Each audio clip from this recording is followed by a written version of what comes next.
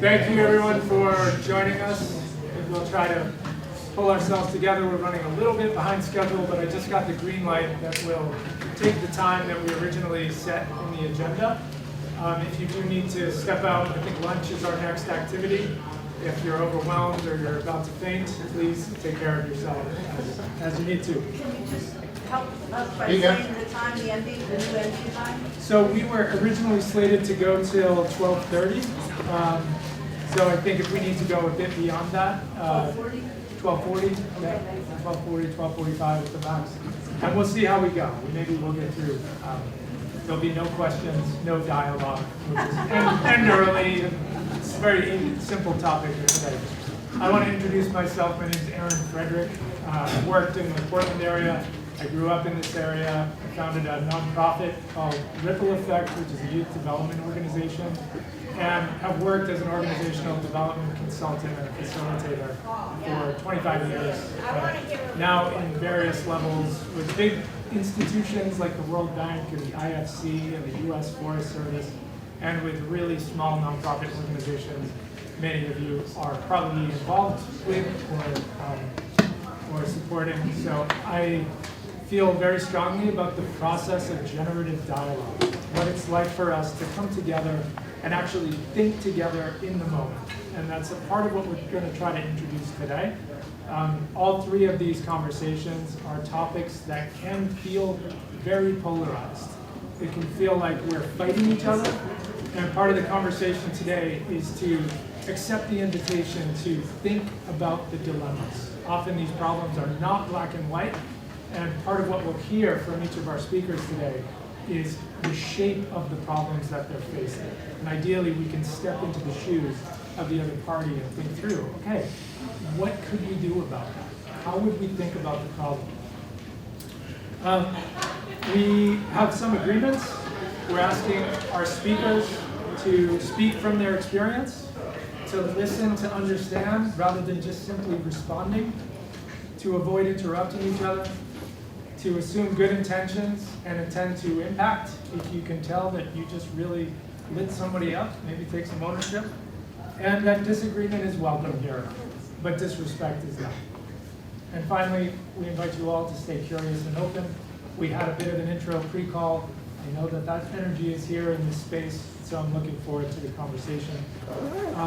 First thing I'd like to do is just have a quick pass and have each of you introduce yourself and the organizations that you're here representing, and then we'll dig into the meat of our agenda.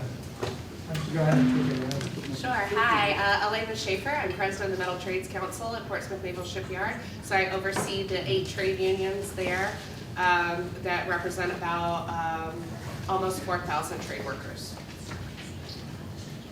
Good morning, I'm John Portela. I'm a retired shipbuilder from Bath Iron Works. I worked here for 87 years as a sandblaster, and for the last 12 years have been the recording secretary for the Maine State Council machinist, which represents about 5,000 workers in a variety of industries around the state of Maine. Thank you, John. Lisa? Hi, I'm Lisa Savage. I'm a retired teacher. I'm a member of the Maine Education Association, retired. I was vice president and chief negotiator for my local bargaining unit for several years when I was still a teacher. And I have walked the picket line at Bath Iron Works in support of the workers more than once. Hi, I'm Bruce Gagnon. I'm the coordinator of the Global Network Against Weapons and Nuclear Power in Space. I live in Brunswick, and I'll have more to say in a moment or so. Great. Well, thank you all for being here and making time for this. This is the first experience I've had with the Scontras Summer. I'm delighted to learn more about the work. I'm so excited you all are here. Our first question is to invite you all to dig deeper into your perspective. The question is, what brought you here today? And given the erosion of federal labor, environmental, and social protections that we're all watching unfold, what kind of economy and society are we shaping? And what responsibilities do we have to protect workers and the future of work here? I'll let you start, Elena. And there's an additional question I just want to name. You all have some prompts here in front of you. That is, what have we learned in the past from Maine's labor, peace, and environmental movements. What assumptions are we making and what's worth remembering now?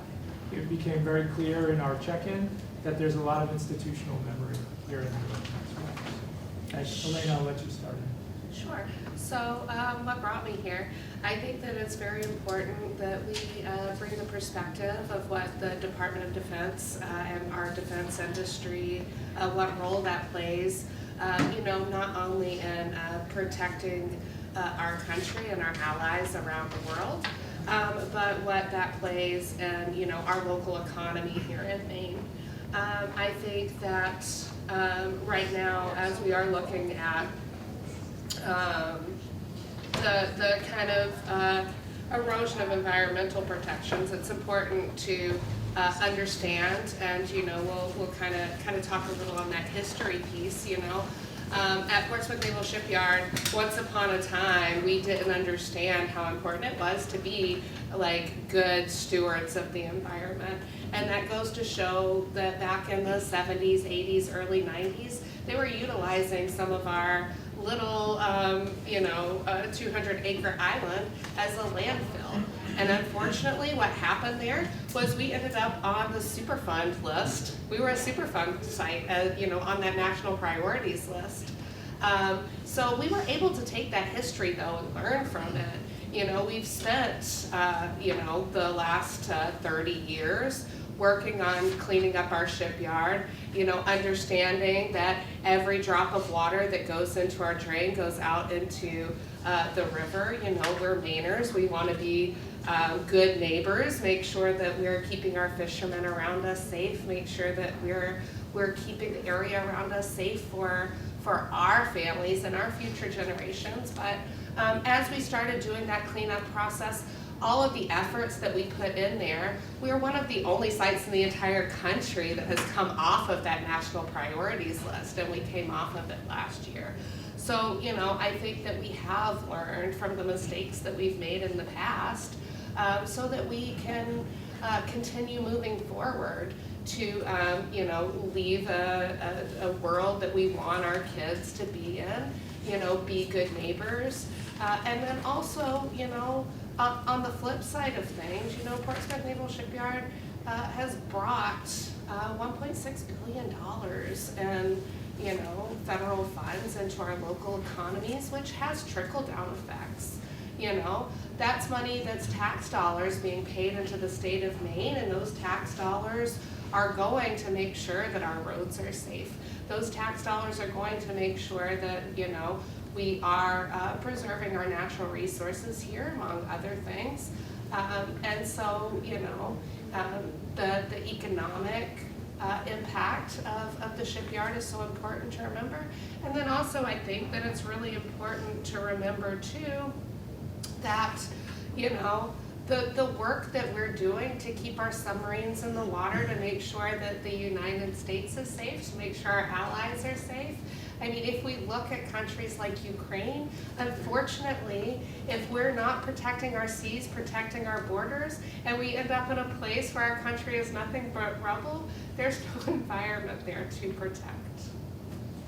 Thanks, Elena. John? I was invited to speak from the perspective of a BIW employer, and I'm sure most people in the audience knows that Bath Iron Works is one of the last remaining shipyards in the country that produces military vessels for the Navy. And there was a time, we had a conversation about this a week ago, that Bath Iron Works also produced commercial shipbuilding.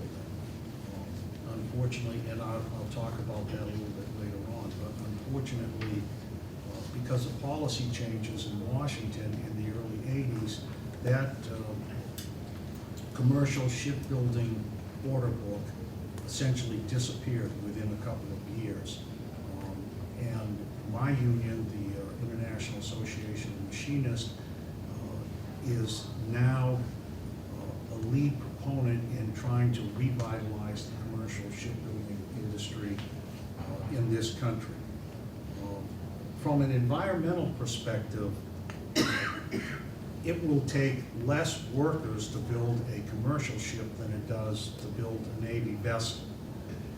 And I was saying to someone in the audience just a few minutes ago, if you think of a cargo ship, and we see them off the coast, and particularly in this conversation about the tariff crisis that we're having, loaded with commercial goods, either leaving the United States or coming in, take a walk out to the highway and watch the tractor trailers going by. That's a commercial cargo ship. There's a small power plant, takes about a dozen people to operate that ship, and it's empty space that's filled up with product. In the same way with tankers, you see the tankers going up and down the highway. When you think of a Navy ship, think of the commercial cruise lines that are now docking in Portland in the summer and fall months, how dense they are, how every square inch and every square foot of that vessel is being used for some other purpose, and the manpower that it might take to build that. Now, in terms of the environmental impact, I'm not sure that there's a significant difference in how that building process impacts the environment. But we recognize, and I think a number of folks at Bath Iron Works recognize, that we are in an environmental crisis. And a story that I have not seen spread widely over the last few years was that the Navy had issued some reports, and they were very concerned that the Norfolk Naval Base, which is the largest naval base on the planet, and this report came out a dozen years or so ago, was suffering from what they call sunshine flooding.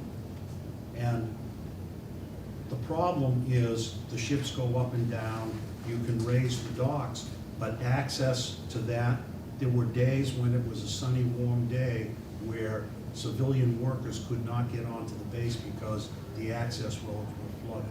And we see that here in Portland too, more and more. There have been reports about sunshine flooding. So what's the impact? What responsibility do we have, and what solutions can we develop within the industry that I worked my entire life in? So I'm interested to hear the different perspectives, the conversations. It's not an us versus them. It's our planet. We all live here. We all want to work here. And we all want to prosper. And so I think that's the ultimate goal of this conversation.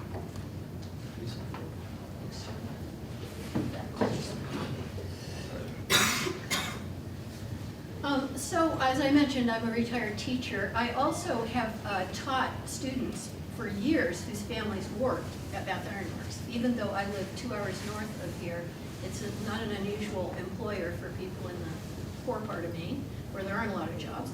I have friends who've worked at BIW. They are either retired or passed on now.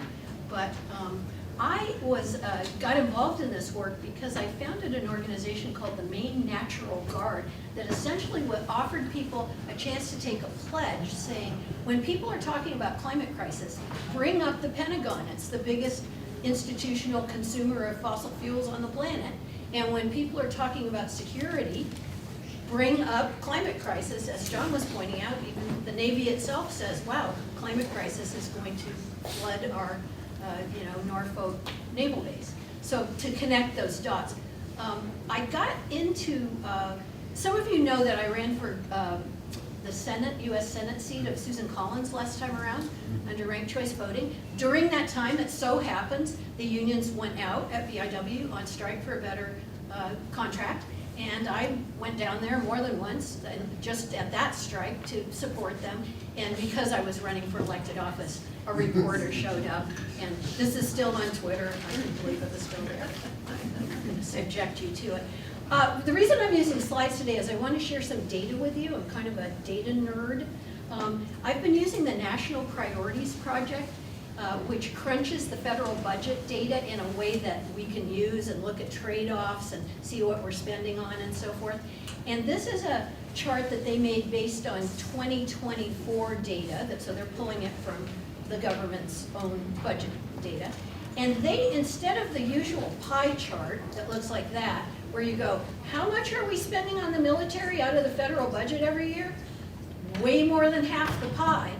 They took that half the pie and split it between, the yellow bar is Pentagon contracts. So this would be General Dynamics building warships or building guidance systems for the bombs that get dropped on Gaza in their Saco plant, or Pratt & Whitney, now owned by Raytheon, building, jet.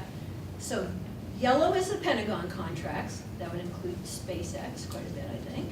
And then the other one next to it is Pentagon spending that's not going to contractors. So actual personnel operating the Norfolk, the Portsmouth Naval Shipyard, and so forth. If it were a federal agency, just Pentagon contracts would be the biggest federal agency. And that's a bit of a problem for jobs, and I wanted to explain why that's a jobs issue. So just to return to this chart briefly, this does not include so-called entitlement programs, Social Security, Medicare. Those are funded by a separate means than the annual budget that Congress gets to vote on every year. This is the annual budget that Congress gets to vote on every year. So it's very consistently way more than 50%. And it's a bit of a undercount because nuclear weapons are all in the Energy Department, in fact. Also, the Veterans Administration, I think, has been included in this chart. They have their own budget line too. But many of us would say, what is the financial cost of operating these wars? Definitely taking care of veterans is part of that cost. This is my graphic that I created to present what I think is one of the most interesting pieces of research on this topic of jobs and military contracting. It was done by Robert Pollan and Heidi Garrett-Peltier at the UMass Lowell. There's an institute there, PERI, P-E-R-I, what's it stand for? I can't remember. Anyway, they are economists, and they built a model where they said, let's look at what happens when you invest $1 billion in a sector of the economy. How many jobs does that generate? And they define jobs as full-time, union jobs with benefits, like real jobs, not a barista working part-time with no benefits, like a job that you could pay your rent from. And they updated that research in 2011. So it's not super current. They had originally done, I think, 2006. It didn't change much in terms of the results. So if you put $1 billion into the economy and invest it in education sector, you will get the most jobs generated. Medical would be second. Clean energy, would be factory type, construction type jobs, but making components for housing that was sustainable and green energy, that type of thing. They originally did their research back in the day of the Bush tax cuts, so they just threw tax cuts in there. That also generated more jobs than the Pentagon, giving BIW, really General Dynamics, another big contract. In some cases, more than twice as many jobs are generated. Now, one of the reasons for that is that jobs in the defense contracting, Pentagon contracting, tend to be more specialized and more highly paid than jobs maybe as a ed tech in a school or something like that. So the jobs probably are more lucrative. But just in terms of number of jobs, we're always told, oh, we have to keep these Pentagon contracts going because do you want to throw 5,000 people out of work? Well, it's not a good jobs program just in terms of jobs. Regardless of how you feel about endless wars and 800 military bases overseas and that we have to keep this going. If you're just talking good union jobs, it's not a great jobs program. Hey, Lisa, I just want to invite, this is really great material. I'm doing a brief timer to give us a couple minutes. Is this a moment where we could pause, keep moving, and then come back to some of your points? I guess so. Did I use up my 6 minutes? You did, but I did? that's okay. All right. We can give you, if you want to close out in a way that. I think I can close out quickly. Yeah, yeah. Part of the problem is the CEO of General Dynamics makes $22.5 million a year, every year, year after year. And when General Dynamics makes a lot of profit off the labor of people like John, they buy their stocks back, which makes their executives even wealthier. It does not generate jobs to buy their stocks back. That is essentially the problem. It's been a problem for years. This was in the bollard 7 years ago when BIW was trying to get tax breaks from the state. They're always going to the state of Maine going, we generate jobs, give us tax breaks. But is that a good tax break for us? And this was another, this is 2020, so more recent, when BIW workers were saying, hey, why are you buying stocks back when we could? And just this year, General Dynamics just announced a big dividend for shareholders and repurchase of an additional 10 million shares of their stock. This is how big this project of we have to protect the entire world with our military looks like compared to other countries. You see China, Russia, and the other big spenders. These are the 15 biggest spenders. And that's what that looks like on a map where the Pentagon says we have to control all of this. And that is my last slide. So I have to...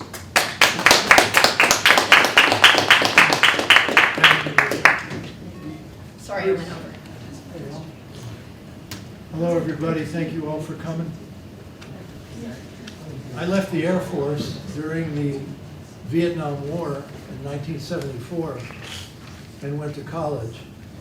I started my organizing career in 1978 when I was recruited while a student at the University of Florida to become an organizer for the United Farm Workers Union in Florida. And then I was organizing fruit pickers. The Farm Workers Union was organizing fruit pickers. And then I became the Farm Workers Union representative at the Central Florida Labor Council in Orlando, Florida. At the last S6 is the name of the Machinist Union at BIW, at the strike that Lisa showed a picture. I stood there with Lisa and others at the picket line several times, and we actually raised money for the strike fund. So I have a great respect for the labor movement. I think it's crucial to in American history and to the people of this country.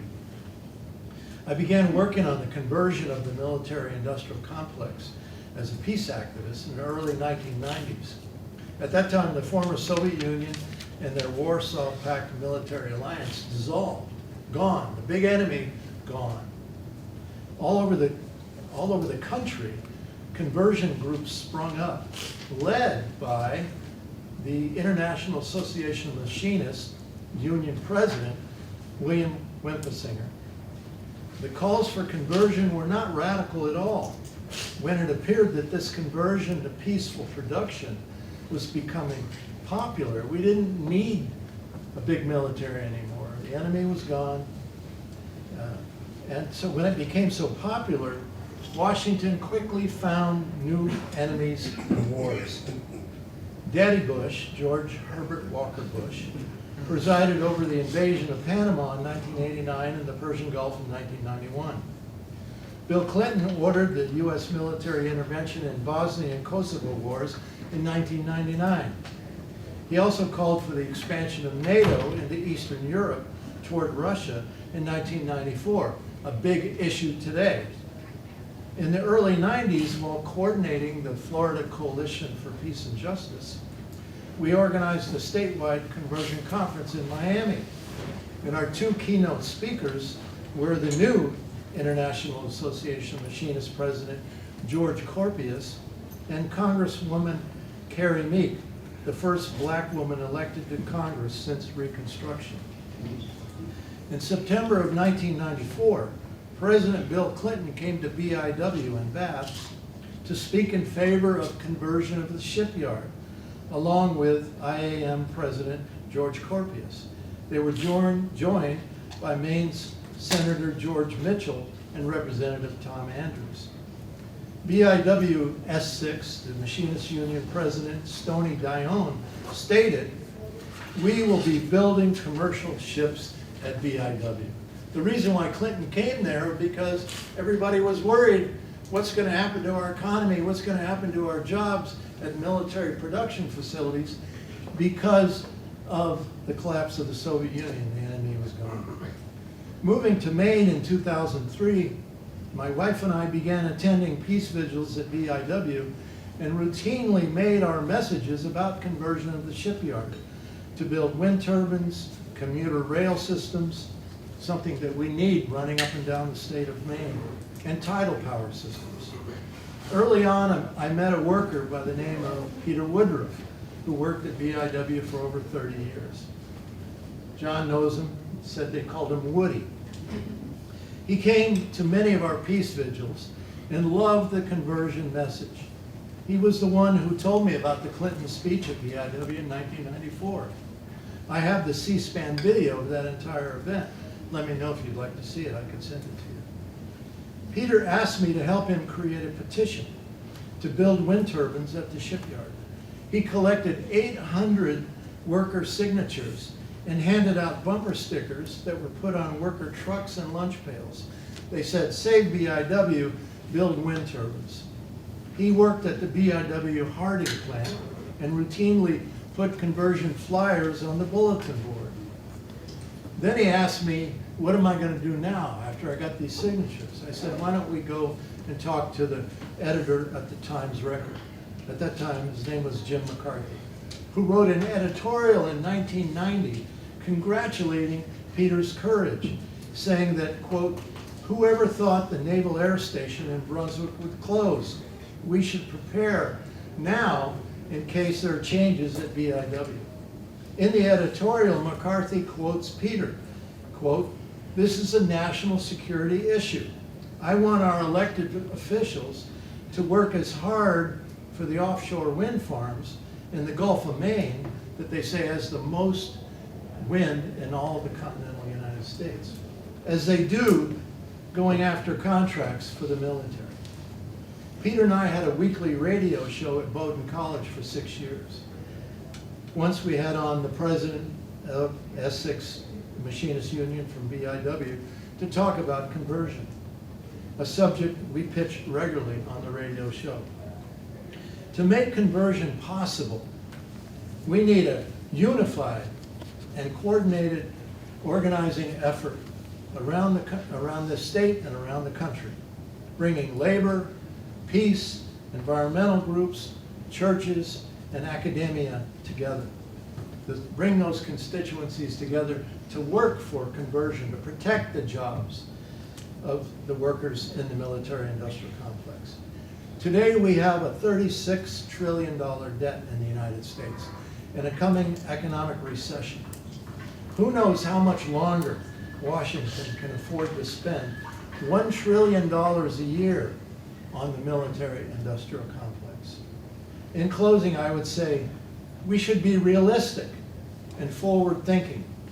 Like over the extended, let me rephrase, the Roman and British empires, they collapsed too. Nobody ever thought they would, right? And then what did they do? What do we do now if it gets to be too late, as our empire inevitably is collapsing today? The fall is in motion right now. Thank you.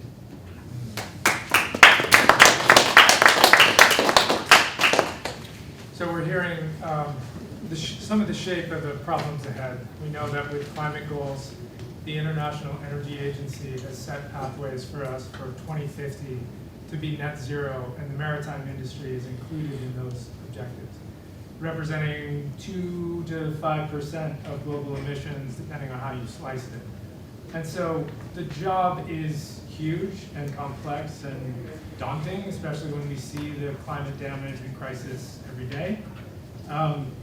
And yet we have agreed upon targets, some of which we're attending to and some of which we seem to be disregarding. What we want to discuss here in the next round is 2 questions. What level of inclusion is needed for the workforce to participate at the decision-making table, not just on the receiving end of policy? And if we were to launch an initiative, a conversion initiative, away from warships and toward more commercial contracts, what role should public policy and public investment play? And I think, Elena, especially hearing some of your advocacy and understanding about the defense realities, what's at risk? You know, and you may want to speak to that. So let's do another round here. And why don't we, Bruce, I'd invite you to start us off here, having ended us on the last round. Let's come back the other way. And like we did before, I'll give you about 6 minutes, and I'll give you a little warning when we get there. Give me 1 second. Yeah. I'm happy to start over here. You kind of sprung it on me. Yeah. No, that's all right. Okay. Well, I think the first thing that is crucial is all the constituencies that I named a minute ago. Labor, environmental groups, churches, academia, etc. Peace groups. We all have to do internal education about this coming problem, number one. It is staring us in the face. It is going to happen. We're not exempt from what happened to the Romans or the British or any other empire. It's going to happen. And a lot of people don't want to hear it, and they want to avoid it. They're in denial. So there has to be, within the unions and other constituencies that I named, education about this conversion process. Now remember what I said about William Whitfinger in the early 90s. He was the national leader of the conversion movement that was working with peace groups and lots of other group constituencies across the country. But that leadership from labor no longer exists. In fact, probably, I would guess, if you went to most union halls and tried to talk about this, you'd be chased out. I remember some years ago, I went at the invitation of people to the Southern Maine Labor Council meeting to discuss this, and I was treated very harshly by some of the members who just, this was like sacrilege, to talk about it. So, and part of this education process has to be the benefits of conversion. As Lisa's slide showed, you get more jobs per $1 billion. The environmental impacts are beneficial as you move to other kinds of manufacturing. Again, I mentioned having commuter rail systems driving up and down the state of Maine. When you listen to old timers in Maine talk, they used to have trains that went to every corner of Maine. And why couldn't we do that again? And imagine the jobs created, building that infrastructure, building the cars, getting the rail cars, getting us off the streets, not having to repave roads as often as we do now, which is a very expensive process. And as we all know by the potholes that we drive over every day, our state can't handle that process right now. So we're in need of a complete reordering of our society in this moment. And so all of our institutions should be talking about this because it's coming like a runaway freight train. Let me just see. Anyway, I think that's enough to say there. Lisa? Yeah, all the power really resides with the workers, because if the workers won't do the work, then Phoebe Novakovic doesn't make $22.5 million a year. But Phoebe Novakovic and the board of General Dynamics aren't going to listen to the workers, and they are the ones that Congress listens to. So someone can come into office like Shelley Pingree did, saying, oh yeah, I know all about that pollen and Pelletier research. I used to present that research. I understand it, I get it. And then when I would bird dog her a year or so into her first term and say, so you're still voting for huge Pentagon budgets and we still haven't done any steps for conversion, she'd say, well, they told me when I got to Washington, what do you want to do, throw 5,000 people out of work your first term of office? And in order to make this happen, we have to pass that energy bill. So this is going back some years ago. If the energy bill would pass, then, but unfortunately, our Congress doesn't represent us or other workers. Our Congress represents corporate interests. That's who funds their campaign. That's who they listen to. But workers have the ultimate tool, and that is, if workers withhold their labor, nothing will happen. It's a very large ask to ask a union to go out on strike, even one union. Usually at BIW, the S6 is the big one, and the other unions will go out in solidarity. That's a big ask. You have to be organized to help people keep housing and keep their kids fed while they're out on strike. But the immense power of workers that isn't being exercised. I could go into a whole, there's a whole course in how did the corporations and the corporate political parties get into all the big unions in the United States and basically gut them as far as really representing the people's needs. I'm talking like at the national level, and I'm talking about the National Education Association as much as Bruce was talking about machinists. How is that going to happen? Well, people are probably going to have to get a lot hungrier, a lot more scared, and more worried for their children and grandchildren's future to realize radical problems sometimes need radical solutions. Those are my thoughts. Thanks, Lisa. John? Well, I tend to agree with both Bruce and Lisa. I think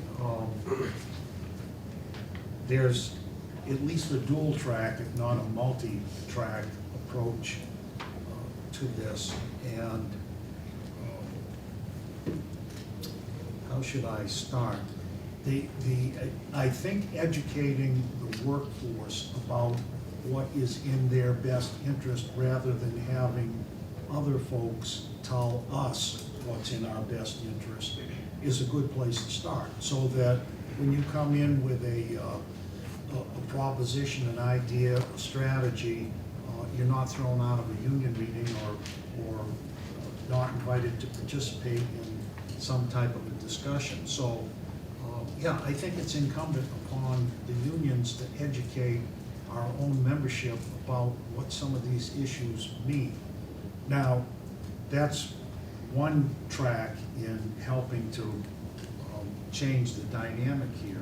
The other, and Lisa touched on it for a moment, is the public policy makers. And I mentioned earlier, and I was talking to someone in the audience, in 1984, I drafted up this flyer that was passed out by the union and still have a copy of it.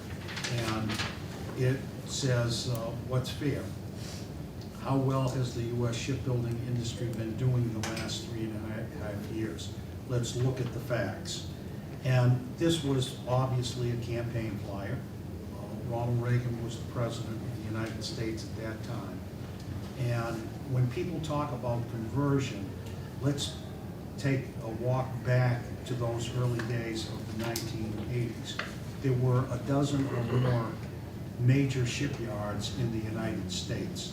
Today, there's 2 or 3, and they're all dependent on military contracts. So what happened? Well, we used to have 2 programs in the Department of Transportation. One was the construction differential subsidy, and the other was the operating differential subsidy. And essentially, those were programs under the Maritime Act passed in 1936 that said, in order to bolster up the commercial shipbuilding industry, we need to help them with some subsidies. So ship owners that were building ships at Bath Iron Works or Avondale or one of a dozen other shipyards across the country would get subsidies from the federal government. Ronald Reagan said, you know what, that's not free trade. So let's suspend those subsidies for a year and then see what happens. Well, several $1 billion worth of shipbuilding activity offshore to places like Japan, South Korea, and other low-cost wage shipbuilding countries. A year later, he came back to Congress and said, you know what? We may as well just defund that program because nobody's using it. It's a self-fulfilling prophecy. We had the largest merchant marine fleet on the planet in the 1950s and 60s. I don't know that we're in the top 50 anymore. Most other trading nations ship significant portions of their trade in their own bottoms because they prop up and see the value of those particular industries, and most of them are unionized, and most of them are good paying jobs that help families survive. An example of that is probably a dozen or 15 years or so ago, I believe it was the Queen Elizabeth ran aground off of Nantucket and put a big gouge into the hull. It was hauled into the South Boston graving dock, patched up, but the repair, that was just a Band-Aid. The repair was done in Germany. Why? Because there was a 40% subsidy for the shipbuilders in that country to do the work. So we have an unequal playing field in this country when it comes to those types of issues. And it matters if we think we want to convert military contracts to civilian workforces in the shipyards. We have to have those shipyards survive.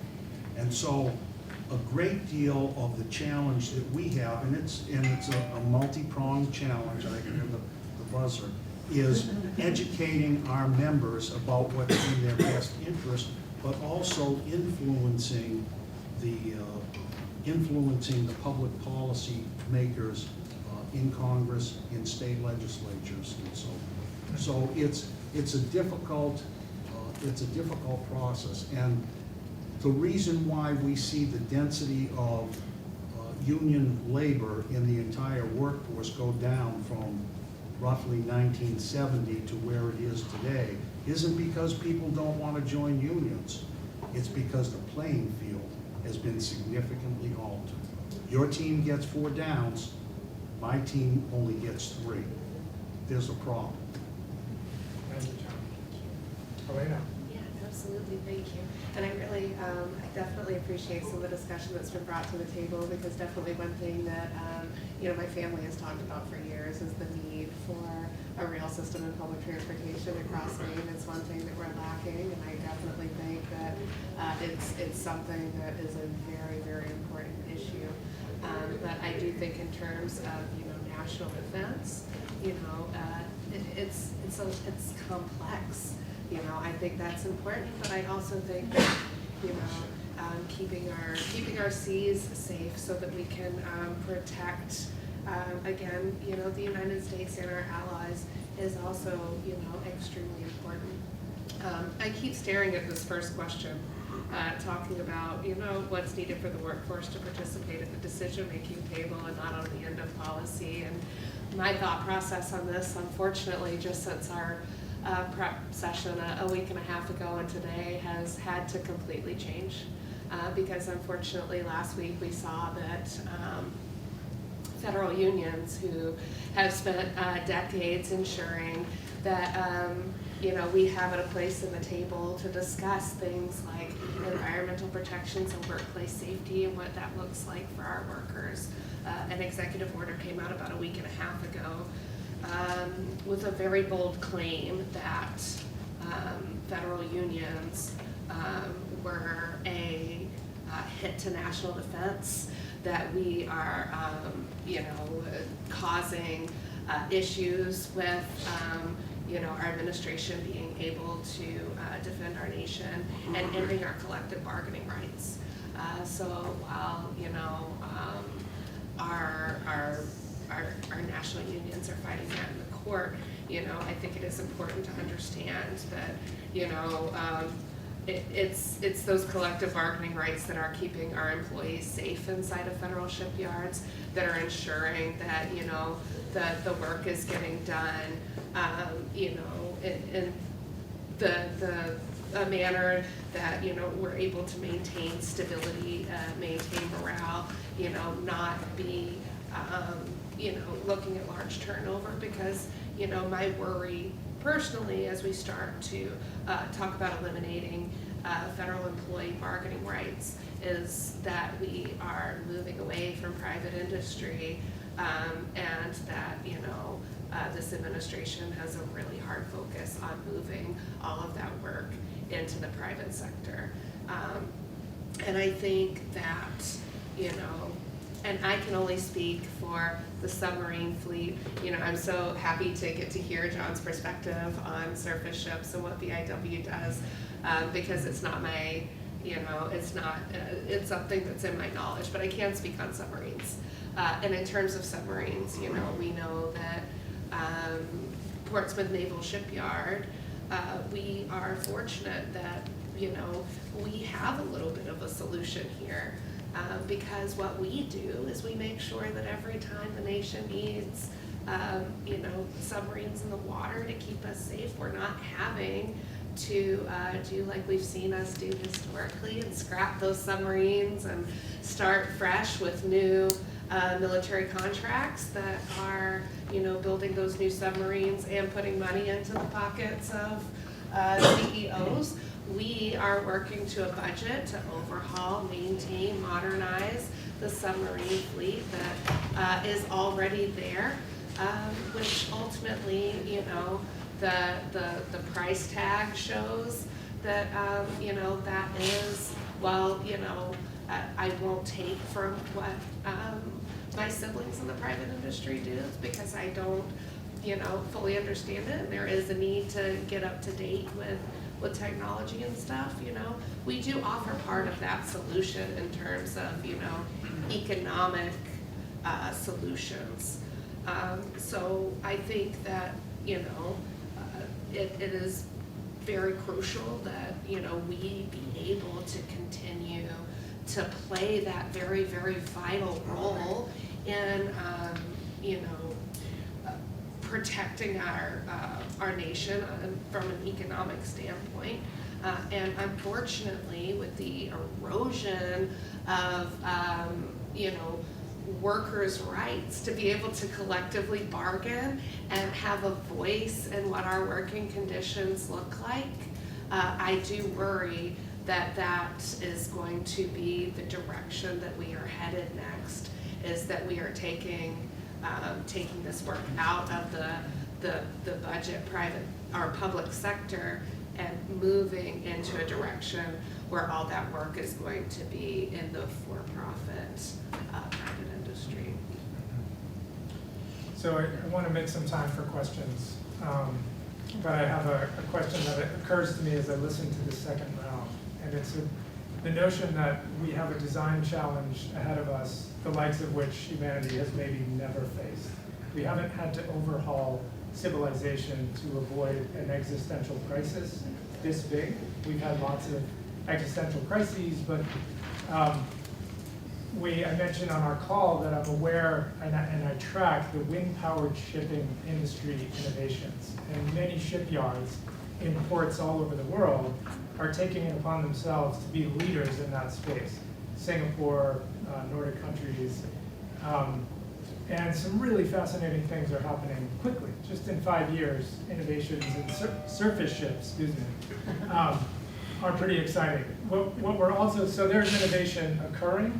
Maine at one time was the global innovator in wind-powered shipping. Our clipper ships were the fastest on the planet at 28 knots. No one did it better. Where are we today? What's the opportunity? What we also have is a vector of AI innovation, which is a concern for labor, and the question of how do we fit? If we're designing tech that can do the job more efficiently and more quickly than any person can, what's our job?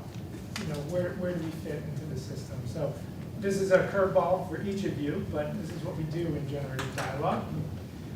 So I just wonder if you have thoughts about what does it mean to design a work system where people are included, where we're a conscious part of the process? How does that meet with our budgets and our efficiencies? Because Elena you say with a point of pride that Portsmouth can do it much more efficiently and much less expensively. I think that's a critical metric, but obviously we want the people there. We want these jobs. So as you think about these emerging vectors, what might come up for you in these questions? Lisa, you had your I hand. remember my father being so excited about the digital technology, the invention of the PC, and saying, democracy can be direct. People could just get up every morning and vote on the 3 things that their elected officials had decided, like these are the, but as we've all seen, the power has accrued more and more at the top. But that kind of, when I was a union official negotiating for people, I sent out surveys constantly, like, what do you guys care about? If we have to give up wages to protect our health insurance, do you want us to do that? How much do you care about whatever? And when I sat at the table, I knew that my constituents, they weren't, 100% in agreement, but I knew what most of them had for priorities and what I should represent in that process. I also wanted to mention that we focused a lot on shipbuilding, naturally, because it's Maine and BIW, but during the pandemic, the last time when 45 was in office, he used the War Powers Act to have BIW make machines for a company in Maine that was making a special kind of swab for COVID tests. It was a very early COVID test, and the company making it in Maine didn't have enough machines to make enough swabs. So they took War Powers Act to take federal money, went to General Dynamics, said, could you guys make this? And people often say, and I absolutely believe it, but people at BIW could make anything. They're really highly skilled and they know what they're doing. They were cranking out these machines, not the swabs, but the machines within a couple of weeks. So it's actually not rocket science to do the conversion, but you gotta want to. We need the will. Yes. Oh, there's popcorn here, Bruce. Well, I'm glad you brought up AI. I saw a few days ago Bill Gates saying that in 10 years, because of AI, we're not going to need so many doctors and teachers. So with everything else we're talking about, all right, the collapse of our economy, the changing world scene, and now on top of that, when it comes to jobs, right, job creation, AI throws a whole spanner into the works. I don't like the product that's made at these 2 shipyards that are represented here today. Nothing personal, please. But I do care about the people. I care about the workers. And I care about all of our collective future. And that's what I'm worried about most of all. What I hear happening is, on this panel, is that there is almost an immobilizing fear about jobs. Imagine being a labor leader at either one of these 2 shipyards today. How would it be possible to stay positive? How would it be possible to be optimistic about the future with the workers that you represent? I mean, what a job! What a daunting job that is. And so for me, the only way out again comes back to we can't leave it all on the hands of the workers. Yes, the unions have to do more. Yes, the unions have to educate people about the need for conversion and the possibilities and the visions, the various visions that could be done. But they can't do it themselves. They need the support of our good friends in the churches who love to talk about morality all the time. Well, what's the morality of a collapsing economy? What's the morality of workers being laid off with no future, no place to go, no alternatives? What about the environmental movement, all right, that talks about climate change? When do they ever talk about converting Bath Iron Works? No, they don't want to get near that issue because Democrats love to get in canoes on Earth Day with the Sierra Club, and they don't want to offend those Democrats. So if they talk about converting BIW or Kittery, those Democrats are going to get mad at them, and they might not get in the canoes on Earth Day for that photo op, So we got all these realities that are out there. The peace movement, why doesn't the peace movement make a greater effort to support the workers on this conversion issue? Well, it's because a lot of people in the peace movement disdain the workers because of the job they have. I'm not saying everybody in the peace movement does, but many do. And so, we've all got to get out of our self-righteous bubbles and look at how this whole thing impacts all of us in everyday life.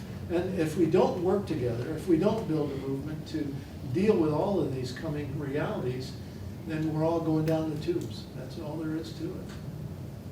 Thank you, Chris. Elena? I think that I love, Lisa, that you brought up the part that the IW played during COVID with the COVID tests.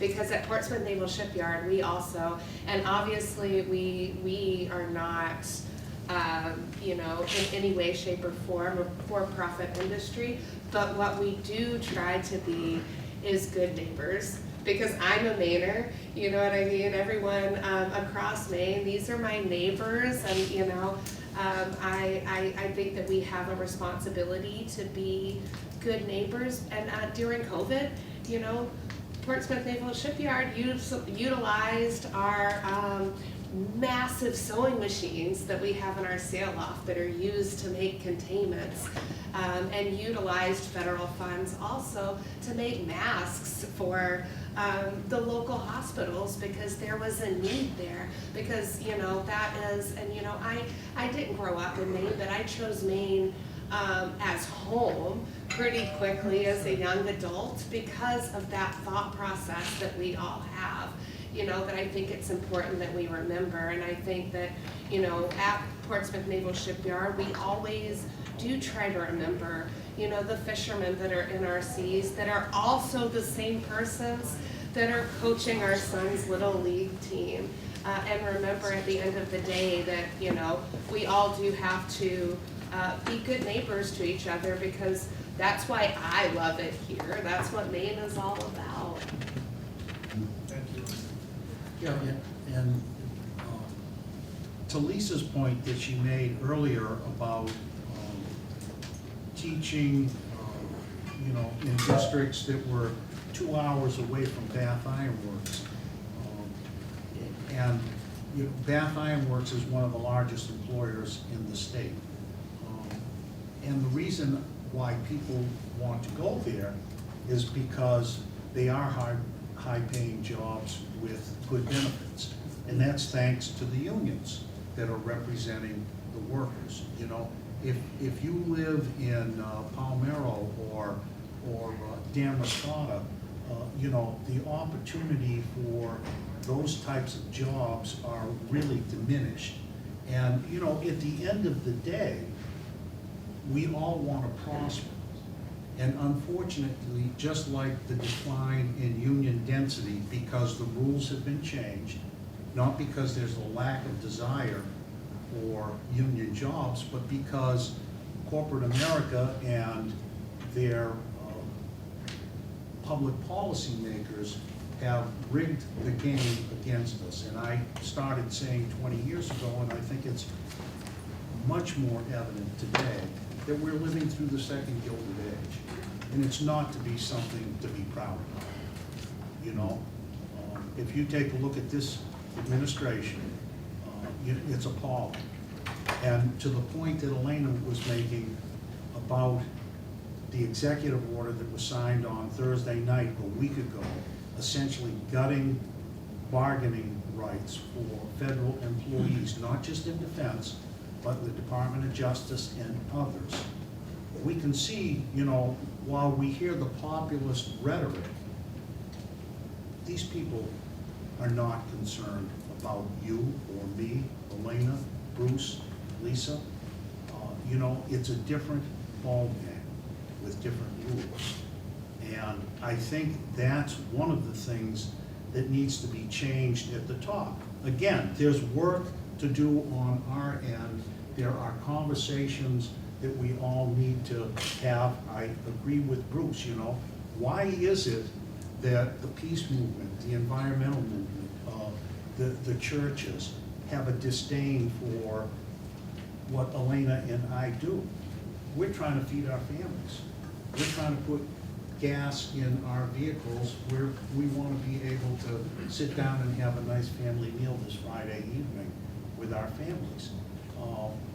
You know, and it's those industries at the moment, because of the union density and the power of the unions, that make it attractive. It's not, I don't believe, and I think Bruce and Lisa all said this, it should not be an attack on the workers because of the work that they're doing.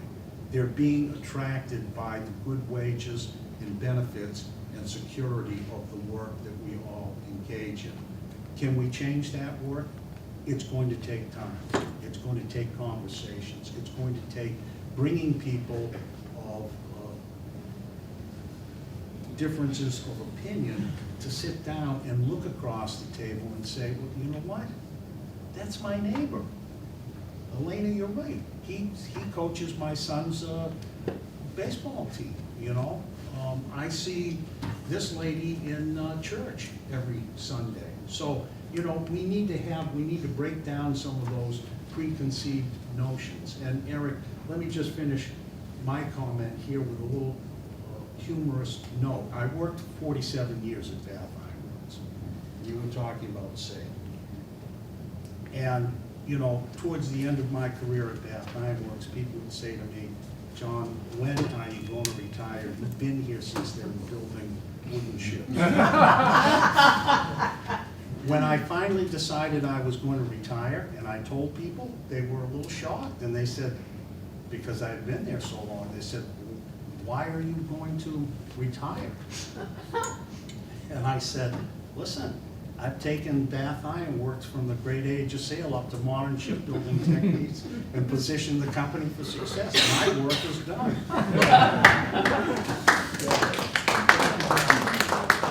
Well, I'm going to open the floor to questions here. If you could just silence your cell phones for our last bit. I'm reading a wonderful book by Yuval Noah Harari called Nexus. He wrote Sapiens, which some of you may have heard of. It's very popular.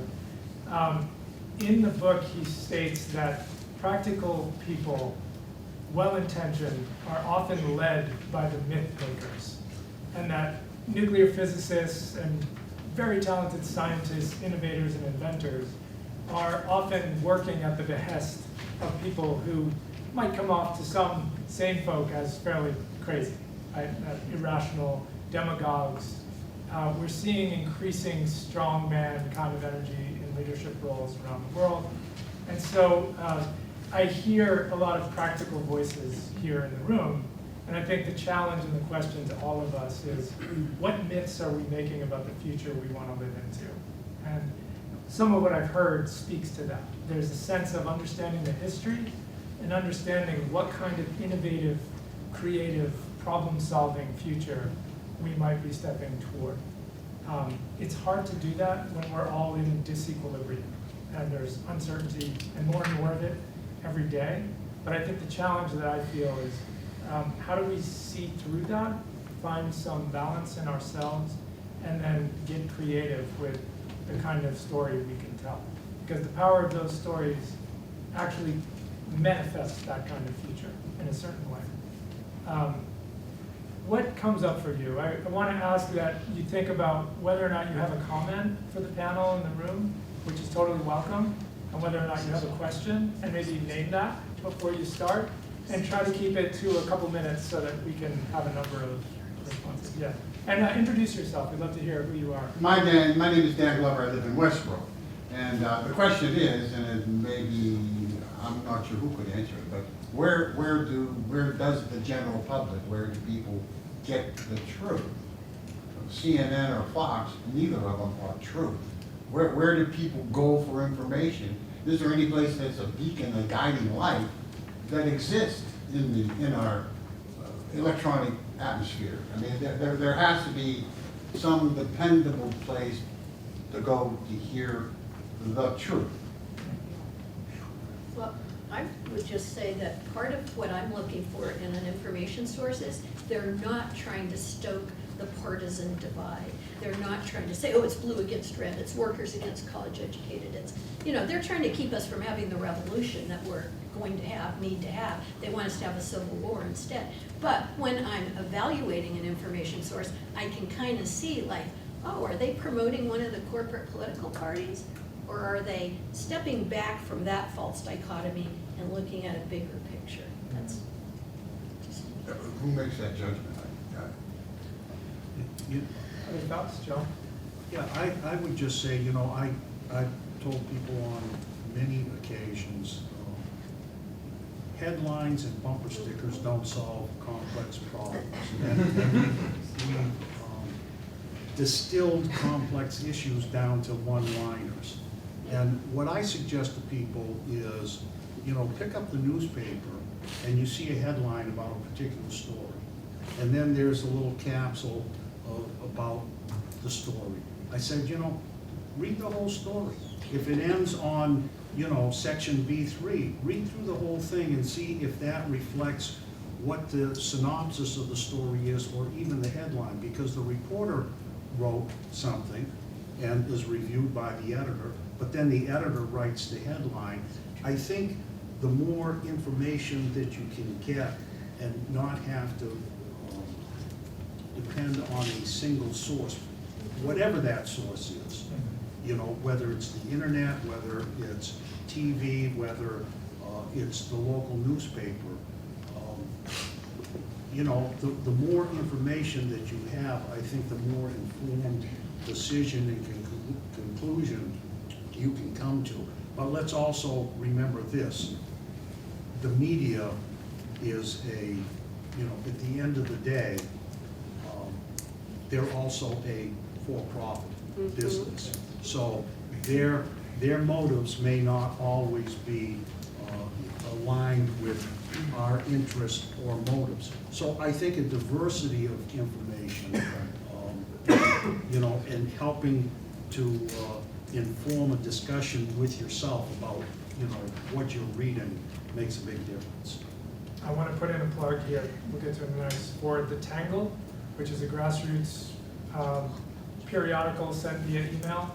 Write it down, check it out. It's a donation subscription, but the sole purpose is to create a bipartisan voice that filters out the noise from the sides. So I saw Evelyn, and then I think you were next. Yeah, first I'll comment, until 1996, Bath Iron Works was powered by renewable energy in Wiscasset until that ended. But a question, how do you convert a shipyard without first having the money, and John, you elaborated on it, the subsidy for those shipyards to be able to survive off of non-military work? Because otherwise, I feel like, yeah, you're throwing 5,000 jobs out the window if there's no subsidy. I don't know that, in the example that I gave about the American shipbuilding industry up until the mid-1980s, there were subsidies that helped support that commercial shipbuilding industry. Will the commercial shipbuilding industry come back to the United States? That's debatable. And my union is a leading voice. There was just there was a press conference out at the Mere Island repair facility in San Francisco Bay, led by one of our vice presidents who happened to come out of Bath Iron Works in Local S6. But I think there has to be, unfortunately, a profit motive for the corporation. It's not just subsidies alone. It has to be a profitable business under the model that we're working with. So the general dynamics says, you know what? I can make as much or more money creating this product. Now, some of that may require some policy changes. Some of it may require some subsidies. And there's a variety of different things that can happen. But ultimately, it's going to be those folks that are going to take a look at what they're producing and saying, yeah, you know what? We can make as much money building machines for swabs or masks, or they used to make pie plates at Bath Iron Works. We had, when I started working there was the machine shop. One of their primary products wasn't a ship product. was Pennsylvania Crusher for the coal industry. And there was a rail line that came right into the shipyard. They would build these things in the machine shop, load them onto the flatbeds, an engine would come in and haul them down to Pennsylvania or West Virginia. And there was a profit margin in there. So, you know, a number of the employees at Bath Iron Works in the machine shop worked on those products. John, That's gone now. Keep us moving, thank you. Go ahead, I can't see your name. Cynthia. Hi, Cynthia. Sorry, I'm backwards. And we'll take just a couple more here. So I see back here and then Nicole. Go ahead, Cynthia. Yeah, I just wanted to bring again an issue that Elena raised that I think is another piece of the conversation, which is that there is the question of national defense. I'm be the first person to say that I don't think anyone wins a war ever, or that it's ever the right way to solve a problem, but it happens. And the world that we live in right now, you know, there's a country that's invaded another country that we were trying to defend until we had an election, and now we're not trying to defend them. And there's another country that's wiping out a whole people in their effort. So I'm not sure that that Elena spoke about, for almost every worker I know, there's more to their job than a paycheck. Right. And Elena spoke about the pride and conviction that those workers feel as being part of national defense, which is an incredibly thorny issue. But I'd just like to hear some comments on that, because it's a whole other wrinkle in this question about how to move Yeah, I'll toward. agree with you, and I like to speak on the fact that when I started as a pipefitter at Portsmouth Naval Shipyard, I raised my right hand and I took an oath to defend the Constitution just like our military does. I think that, me personally, I hate war. It makes me sick to our stomach, but I do also understand the concept in peace through strength.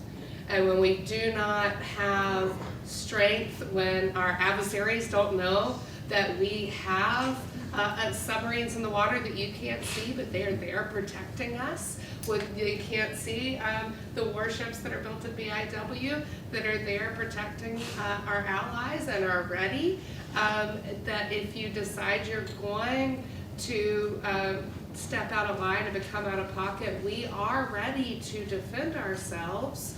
Again, we end up in a situation like we see in Ukraine where it's rubble. There's nothing to protect there. There's nowhere to put private industry, and there's no environment to protect. And that's why the national defense, I believe, is such a key and integral piece in this. Thank you. I think I was back here, yeah. Yeah, Daniel. Thanks, Dan. So I don't need an answer from anybody right now because I don't think a 30-second elevator pitch will do it. But sort of going off of Cynthia's question is, in this conversation, right, we've talked about educator unions, educating, and working to change policy. When is defense, and when is a lot of what we are building being driven by a larger question of imperialism, right? So where is that in this conversation and in that process, right, with policymakers and education, right? Because I agree, right, defense, I think everybody should be able to defend themselves. But I also have been raised in a world where a lot of what we have done is not in that realm at all, right? It's the extraction of resources or long-arm jurisdiction or exerting pressure. So how does that fit into this? And like I said, I don't think 30-second thing to do it, but I'll be around, I would love to hear if you have thoughts though. I think I already Anything that said, comes up. 800 military bases outside of the continental US is not defensive. That is imperialism made writ large. I disagree with Bruce. I don't think the analogy is not to the Roman Empire or the British Empire. We are the Ottoman Empire. And it's about 1914. We are completely overextended militarily and economically. And the scramble to grab onto all the pieces that the US is about to lose control of is shaping up to be World War III, really. We're in the run-up to World War III, I would say. So I think let's stop calling it defense. It's not defense, and that confuses people in their thinking about, well, what would be in our best interest and what would truly be a good defense program for the U.S.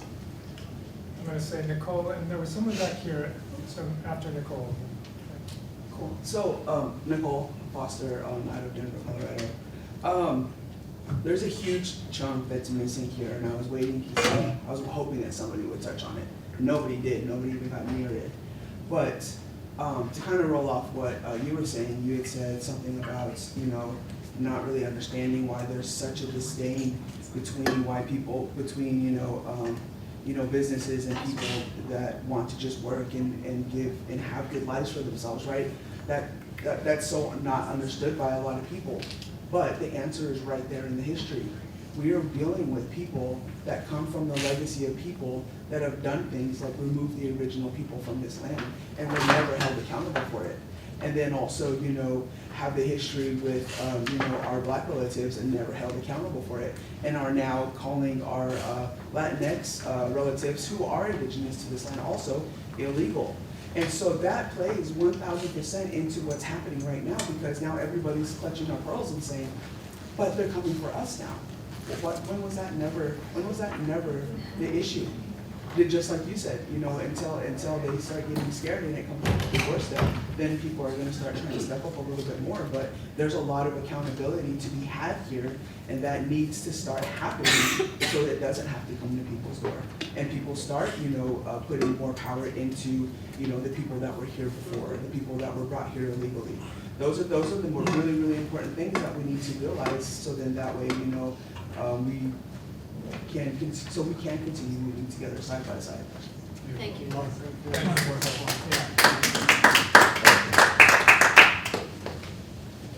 Make a comment? Yeah, this is not a question, but a comment. It is in response to several comments that came from the panel. Aaron, I just want to ask, when you were quoting Harari, did he say we need to focus on the myth makers or the myth breakers? I couldn't understand you. So I think what we're seeing with the executive leadership right now is it's not about truth, it's about story. Right. So he's saying myth makers. Myth makers. Only because that people are willing to follow the most compelling story, unfortunately. Gotcha, yeah, and I see it. And I heard myth breakers. And so I speak now as my name's Bill Bliss, I live in Bath. And I speak as a person of faith and a follower of the Palestinian Jew, Jesus. And I heard the church mentioned by several of the panelists. And it's may seem extraneous to this conversation. I hear the room struggling, where do we go to actually meet neighbors who might think differently from us? Where do we go where people are working on a response to the crisis? And I just want to say, try your local church. I'm familiar with lots of churches in Maine.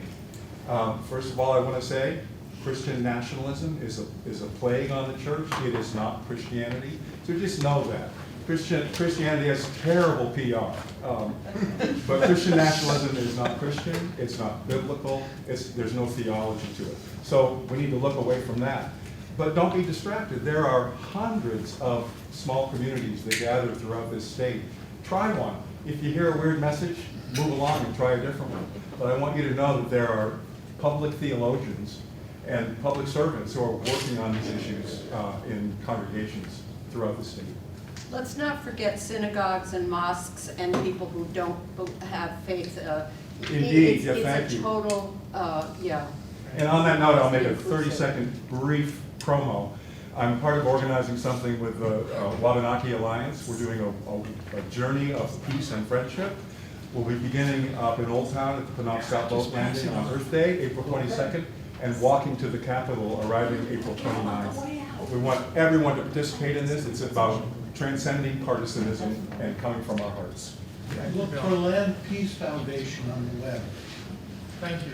And we're involving all faith groups, Muslim, Jewish, tree-hugging dirt worshipers like myself. Everybody's welcome.